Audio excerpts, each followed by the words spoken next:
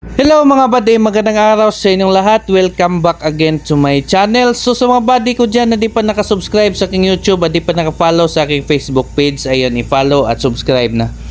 So for today's vlog mga buddy, ay ito na yung ating mga urban gardening ng mga talong. So nasa plastic, nasa sako pala ito buddy. Yung ampalaya natin ay nasa plastic yon. So ayun, mapagaganda yung tubo ng ating talong buddy. So kahapon na inulan ito, so marami yung mga dahon niya. Ayan bali, napakalusog ng ating mga talong. Kahit hindi ito direct sa lupa bali, nasa sako lang, pero napakaganda yung kaniyang tubo. So ito yung ideal bali. So maghintay lang tayo na mamunga dito. Ayan, mga ano siguro ito, mga 2 months. Yung aking naobserbahan dito bali, yung organic ay matagal talaga mamunga. Ayan, matagal mamunga yung organic compared doon sa inorganic na nag-apply ka ng abono. So ito ba, organic talaga ito kasi yung substrate nating ginamit ay yung mga latang dayami.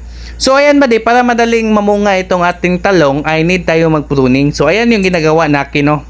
Nag-pruning ako. So need yung i-pruning ba para mag-focus yung nutrients niya doon sa kanyang mga bunga. Kasi limited lang yung nutrients ang nakuha sa lupa kasi nakasasako lang ito. So ang ano lang dito, ang maintenance lang natin dito ay magdagdag tayo ng lupa para meron pa rin siyang pakunti-kunting nakuha ng mga nutrients. So pumili lang tayo ng magandang klase ng lupa bade para idagdag diyan. So ayan bade. At huwag natin kalimutan na maiwid yung nunin yung mga damo na mga badino. So ayan, yan yung ating mga daily maintenance diyan. So ito bade, ayan, nag-pruning tayo. So tapusin natin ito mag-pruning. So ayan bade, ang ating ginawang pruning ay itong tinatawag na Y pruning. So ito yung kadalasan na ginagamit na pruning sa mga malalaking farm kasi ang advantage sa Y pruning bade ay mawala na konti lang yung dahon at saka yung mga nutrients na nakukuha ay mapupunta doon sa mga bunga. Ay yung kapag ay nag-apply ka ng foliar, si foliar yung ginagamit lang natin dito, ay madali lang natin silang i-hit, i-spray kasi hindi siya gano'ng makapal yung mga dahon. At saka yung mga insekto, yung mga mayroon talagang pakunti-kunting mga insekto bade ay madali lang natin silang hanapan at madali lang natin silang ma-sprayhan kasi hindi gaano karami yung mga dahon. So yan yung kagandahan dyan bade sa pagpruning, no. So ganyan lang ang pagpruning diyan sa baba na mga dahon, kunin lang yan, ay napakadali lang. So yan lang sundin yan bade, no. So meron akong nakikita nito bade, ito yung tinatawag nila na white flies or mites. So pag ganito talaga bade ay need tayo mag-spray ng system, mga insecticide na namibili natin sa palengke, pero sa ating dito ay experiment lang naman ito, ay hindi tayo mag-apply. So ating i-apply lang dito bade yung KB Plant Growth Enhancer. Kasi yung medisina na yun bade, yung ating ginawa na pang substitute sa Amo Plant Growth Enhancer ay subok na yun sa rice farming. Kumbaga ay tested na yun sa ating farm. So i-try natin dito bade para makales naman tayo sa gastos kasi kapag ay foliar yung gamit bade ay nakita ko sa ating mga gulay ay medyo wala siya gaanong mga insekto. Kung organic, hindi siya gaanong lapitan ng mga insekto. So merong pa konti-konti lang nakita kong mga insekto pero hindi gaano karami compare doon sa mga organic na mga ginagamit na fertilizer at saka medisina. So konti lang yung nakita ko, meron namang pa konti-konti pero hindi lahat. So yan yung kagandahan nito bade, organic yung ating gamit nito. So ito na bade, ayan. So need namin ito tapusin, nasa mga 110 ka puno ito. So marami, hindi na karami ito bade, makautan lang tayo, pwede natin pang ulam, goods na ito bade. At saka makabenta rin tayo ng mga ilang kilo dito, maka-harvest tayo ng konti. Okay na yun bade, at least ay try lang tayo magtanim ba, hindi tayo magutom kapag ay merong crisis sa pagkain, ay meron tayong kuha na pagkain sa atin lang bakuran. At nakasisiguro tayo na healthy ito kasi ay tayo yung gumawa, no? Pwede natin pang konsumo. Ayan yung ating kagandahan na ating mga tanim. So ayan buddy, atin na ito tapusin. Ito talaga yung mga daily maintenance natin sa farm. So farm dito sa mini natin urban gardening. Medyo makapagod nakakapagod din ng konti. So okay lang, worth it naman yung pagod natin dito kasi ito yung farming, gardening is ano lang, enjoy ito dito. Stress free ka kung meron kang garden, ng mga tanim-tanim. Yan yung kagandahan buddy. Ayan, napakaganda na yung ating tanim buddy. Tingnan nyo, yan yung tinatawag nila na Y pruning. So kinukuha yung mga dahon dyan sa gilid. So after dito buddy ay spray natin yung KB Plant Growth Enhancer. So, yan. Or pwede din tayo mag-abono siguro ng inorganic fertilizer para ma-sustain yung lumaki talaga siya ng tuloy. Ano ba de? Ayan. Yung meron perong mga maliliit ba de dahil ito sa nung mga nakaraang buwan, init, El Nino. So, hindi gaanong nakatubo itong ibang mga talong ba de. Yung kadalasan na lumaki yung nasa shaded parts. So dito sa mga na-hit ano talaga sa init ay medyo nikubol siya, hindi siya gaanong lumaki. Pero ngayon ay meron ng maulan. So naka-observe ako sa aking mga tanim ay nagsitaasan na sila, no? Malaki na yung improvement nila compared nung sa last. So yan yung ating basta kay ano lang ay maintenance lang natin dito buddy. Yung gastos lang natin dito is 1,000 kasi yung lahat-lahat kasi yung ano bang tawag nito, yung seedlings ay hiningi lang natin doon sa aking kaibigan. Noon na merong farm siya, yung palagi nating ng vlog. So meron siyang extra na walang pagtamnam na. So hiningi na natin. So, ayan, nakapera tayo sa ating sa kaniyang garden, sa kaniyang seedling. So hindi nasayang. So yung itong mga sako natin buddy ay hiningi lang natin ito kasi benta kami ng mga palay dito. Yung mga sako na hindi na nagagamit ay amin itong ginamit.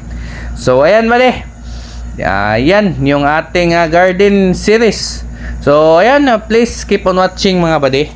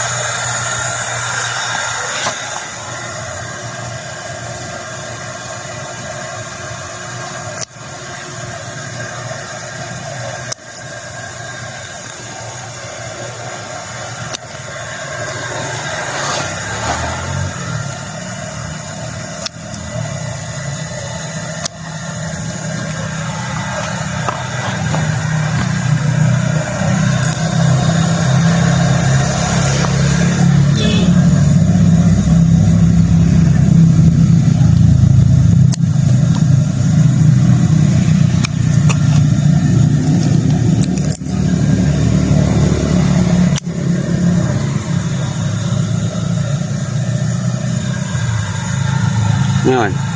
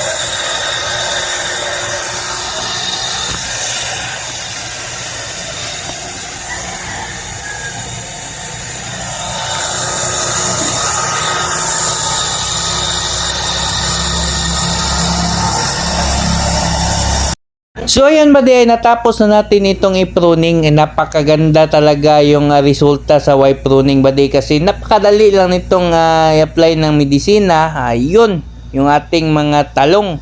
Napakaganda na talaga. So sa mga buddy ko na may katanungan dyan, no, ay please comment down below, ay sasagutin natin yan. So salamat talaga sa inyong suporta buddy, hindi ko kayo maisa-isa. Salamat talaga. So ayan, salamat, stay safe. See you in the next video mga buddy. Bye bye, ingat palagi.